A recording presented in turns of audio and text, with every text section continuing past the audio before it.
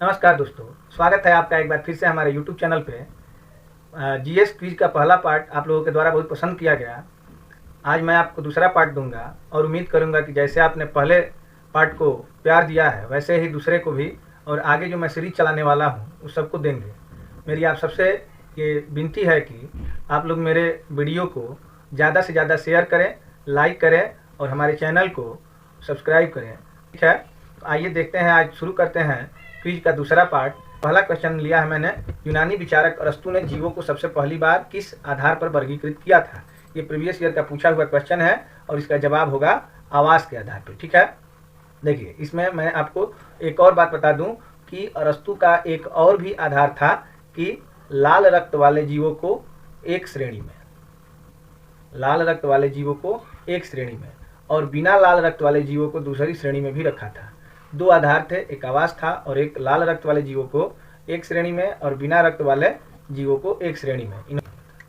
तो इन्होंने जो विभाजन किया था उसमें दो प्रकार के ये इन्होंने समूह बताए थे, एक वनस्पति समूह और दूसरा जंतु समूह। ठीक है, लाल रक्त वाले में जंतु समूह और दूसरा ये बताए थे कि वनस्पति समूह। ठीक है, वनस्पति समूह। अब चलिए ये अरस्तु के बारे में और कुछ बातें जानते हैं। सबसे पहली बात, जीव विज्ञान का जनक, जीव विज्ञान का जनक किसे कहा जाता है, तो ये हो जाएंगे अरस्तु। जीव विज्ञान के जनक कौन है, तो ये अरस्तु हो जाएंगे। ठीक है, इनसे दूसरा क्वेश्चन क्या पूछा जाता है, तो जंतु विज्ञान के जनक कौन है, जंतु विज्ञान के जनक कौन है, तो ये भी हो जाएंगे अरस्तु। ठीक है, अब अरस्तु कहाँ के थे, तो यूनान के थे।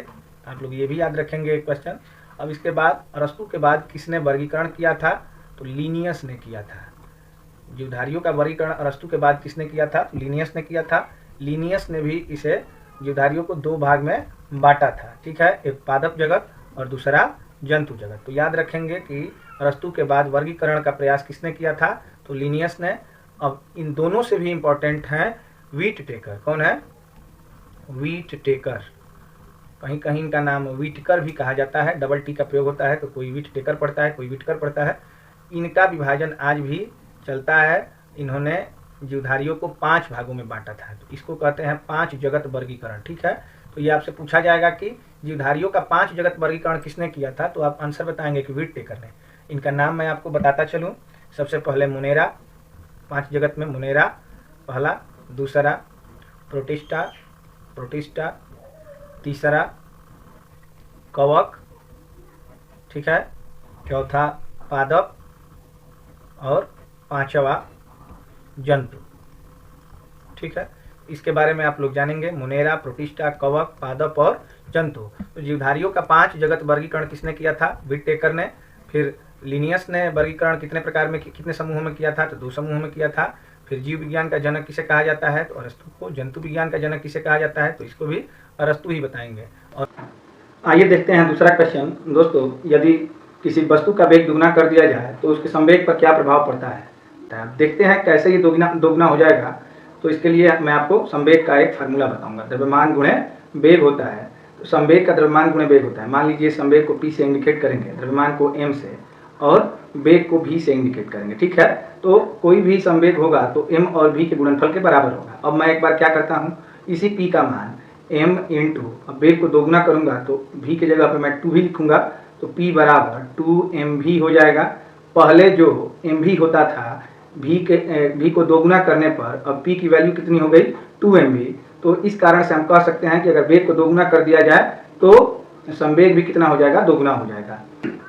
पिछले वीडियो में मैंने इसको गलत बता दिया था और मेरे 2 छोटे भाइयों ने, एक अमन है और एक आलोक है, एक अमन शाह और एक आलोक सिंह, दोनों ने मुझे मैसेज किया कि भैया आपने ये गलती किया है। तो मैंने इस वीडियो को डिलीट कर दिया, उस वीडियो को, और फिर से एक बार इसी क्वेश्चन के लिए फिर से इसको बना रहा हूँ। मेरे दिमाग में उस समय क्या चल रहा था, तो मुझे मेरे दिमाग में गति ऊर्जा चल रही थी, जिसका फार्मूला होता है 1/2 mv², और मैंने उसको mv² बता दिया था। ठीक है, तो इसमें अगर इससे भी क्वेश्चन पूछा जाता है कि वेग को दोगुना कर दिया जाए तो क्या होगा, तो गति ऊर्जा पे क्या प्रभाव पड़ेगा यदि वेग को दोगुना कर दिया जाए। देखिए, पहले अगर हम इसको के कहते हैं, काइनेटिक एनर्जी के बारे में, 1/2 m और v को v रख के v² पे निकालते हैं, तो के का मान हो जाएगा ½ mv²।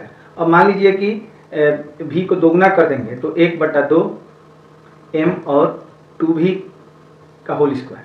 देखते हैं अगला क्वेश्चन। क्षेत्रीय ग्रामीण बैंक अधिनियम किस वर्ष पारित किया गया, तो क्षेत्रीय ग्रामीण बैंक या इसको हम लोग शॉर्टकट में RRB बोलते हैं, रीजनल रूरल बैंक। ये क्षेत्रीय ग्रामीण बैंक अधिनियम सन 1976 में पारित किया गया। इसके बारे में आइए एक दो बात और जानते हैं जो कि परीक्षा की दृष्टि से बहुत इंपॉर्टेंट है। सबसे पहले RRB का पूरा रूप जानिए, रीजनल रूरल बैंक, जिसे हिंदी में क्षेत्रीय ग्रामीण बैंक कहते हैं। इसकी स्थापना हुई थी सन 1975 में 2 अक्टूबर को, गांधी जयंती के अवसर पे। यह भी पूछा जाता है कि पहली बार कितने बैंकों को स्थापित किया गया था, कितने ग्रामीण बैंकों को, तो आप लोग याद रखेंगे कि पहली बार 5 बैंकों को स्थापित किया गया था। इसमें एक और क्वेश्चन इंपॉर्टेंट है, RRB में किसका कितना शेयर होता है, तो राज्य सरकार, जिस राज्य में बैंक होता है उसका 15% शेयर होता है। सेंटर मतलब कि केंद्र सरकार का इसमें 50% का शेयर होता है, और स्पॉन्सर बैंक या प्रायोजक बैंक इसमें 35% शेयर लगाता है। ठीक है, जैसा कि आप कहीं गए होंगे RRB में, मतलब कि ग्रामीण बैंक में, तो आपने देखा होगा कहीं इसको स्टेट बैंक चलाता है, कहीं इसको बड़ौदा बैंक चलाता है, तो इसको प्रायोजक बैंक बोलते हैं। और इस सेंटर मैंने लिखा है सेंट्रल गवर्नमेंट के लिए, और ये स्टेट मैंने लिखा है राज्य सरकार के लिए। सबका शेयर जरूर याद रखेंगे, ये बार बार परीक्षाओं में पूछा जाता है। ठीक है, और इसका अगर कार्य आपसे पूछा जाए कि RRB का कार्य क्या होता है, तो ग्रामीण क्षेत्र के उत्थान के लिए होता है। ग्रामीण क्षेत्र का उत्थान करने के लिए ग्रामीण बैंकों की स्थापना की गई थी। ठीक है, ये देखते हैं इसके जैसी एक और संस्था है जिसका नाम है नाबार्ड। सबसे पहले बैंकों में इसका पूरा रूप पूछा जाता है, national bank for agriculture and rural development इसका पूरा रूप होता है। इसकी स्थापना कब हुई थी, तो 12 जुलाई 1982। कई बार ये परीक्षाओं में पूछा गया प्रश्न है। इसका कार्य अगर आपसे पूछा जाए तो कृषि व ग्रामीण क्षेत्र के विकास के लिए, सीधे सीधे क्वेश्चन में पूछ लिया जाता है कि निम्नलिखित में से कौन सी संस्था कृषि व ग्रामीण क्षेत्र के विकास के लिए कार्य करती है, तो आप इसका जवाब देंगे कि नाबार्ड। ठीक है, इसकी स्थापना कब हुई थी, तो 12 जुलाई 1982। दोस्तों आइए देखते हैं अगला क्वेश्चन, नंदा देवी चोटी भारत के किस राज्य में स्थित है, तो इसका जवाब होगा उत्तराखंड। ठीक है, नंदा देवी के बारे में आइए देखते हैं कुछ फैक्ट जो कि हमेशा परीक्षाओं में पूछे जाते हैं। सबसे पहली बात कि नंदा देवी ऊंचाई कितनी है, 7,816 मीटर, और एक बात 7,816 मीटर।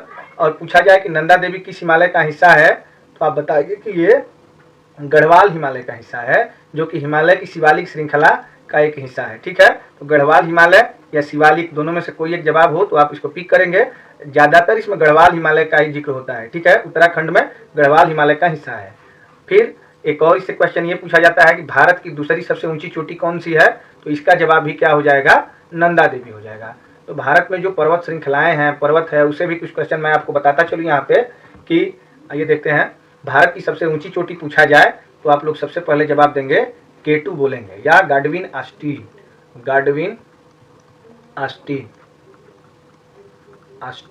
ठीक है, गाडविन आस्टीज, शॉर्टकट में इसका नाम K2 बोलेंगे। ठीक है, लेकिन दोस्तों अब K2 जो है ये चीन ने इसको कब्जा कर लिया है। पहले ये भारत का हिस्सा हुआ करती थी, इसलिए यहाँ पे क्वेश्चन और बनेगा कि वर्तमान भारत की सबसे ऊंची चोटी कौन सी है, तो इसका जवाब आप देंगे कंचनजंगा। ठीक है, वर्तमान भारत मतलब कि अब वह हिस्सा जो कि भारत में ही है, अगर उसके बारे में पूछा जाए कि सबसे ऊंची चोटी कौन सी है, तो कंचनजंगा। क्यों, क्योंकि K2 अब किसके हिस्से में चली गई है, तो ये चोटी अब चीन के हक में है, और ये चीन का हिस्सा है, पहले भारत का हिस्सा हुआ करती थी।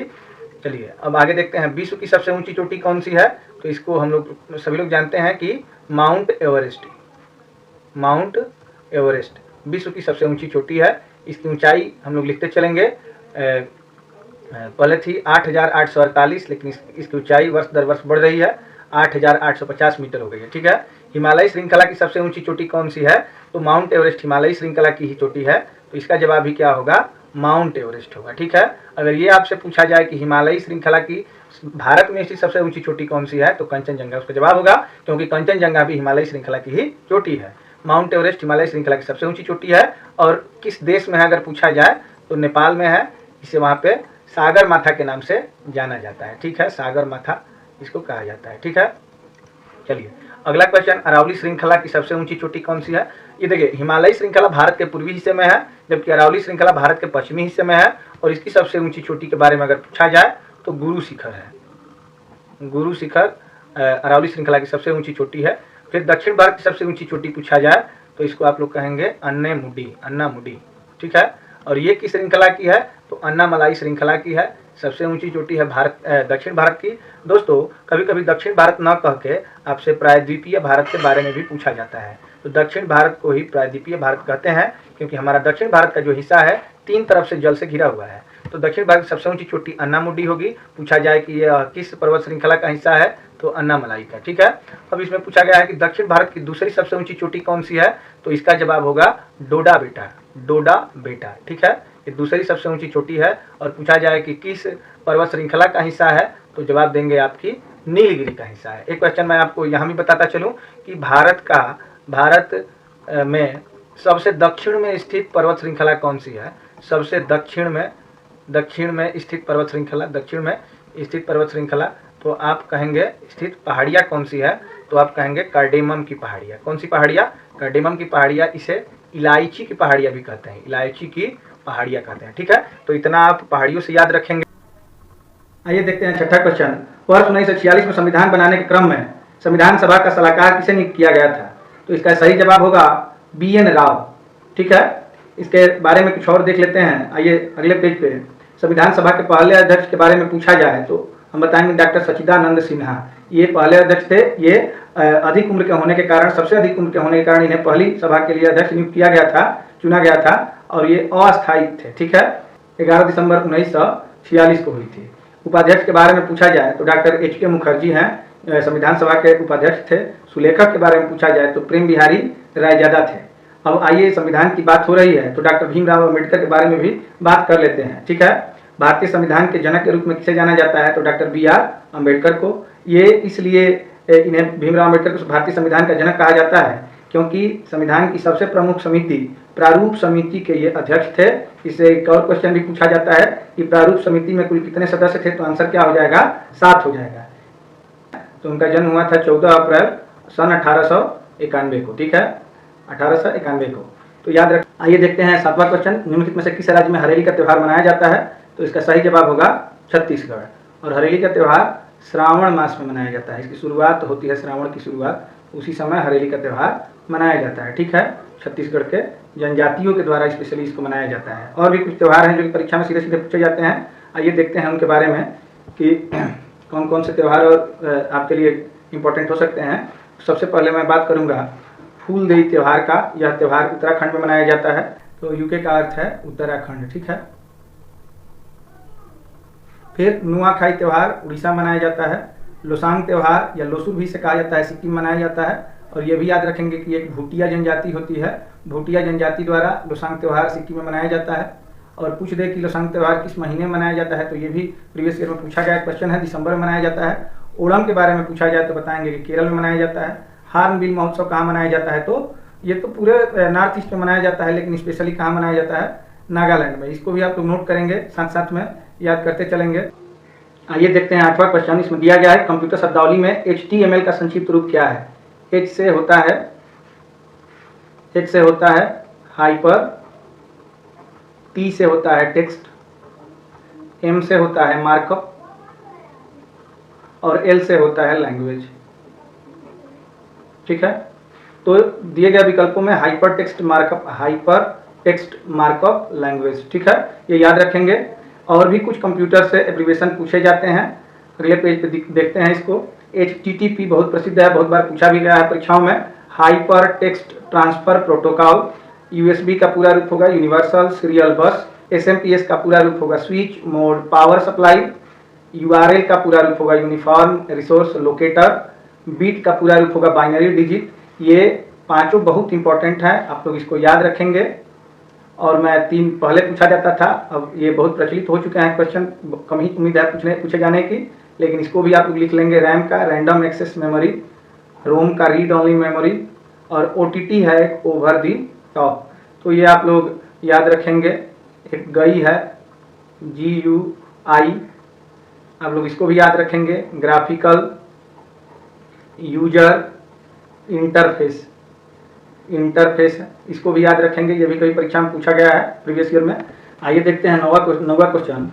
ओजोन दिवस कब मनाया जाता है। ठीक है, तो इसमें पहला ऑप्शन है 16 सितंबर, दूसरा ऑप्शन है 31, तीसरा ऑप्शन है 20 और चौथा ऑप्शन है 14 नवंबर। तो इसका सही जवाब होगा 16 सितंबर को ओजोन दिवस मनाया जाता है। ठीक है, और 31 मई के दिन देखते हैं कौन सा दिवस मनाया जाता है। तो 31 मई को तंबाकू निषेध दिवस मनाया जाता है। कौन सा? तंबाकू निषेध दिवस। ठीक है, जैसा कि हम लोग जानते हैं कि तंबाकू से कई प्रकार की बीमारियां होती हैं, तो तंबाकू निषेध दिवस 31 मई को मनाया जाता है। ठीक है।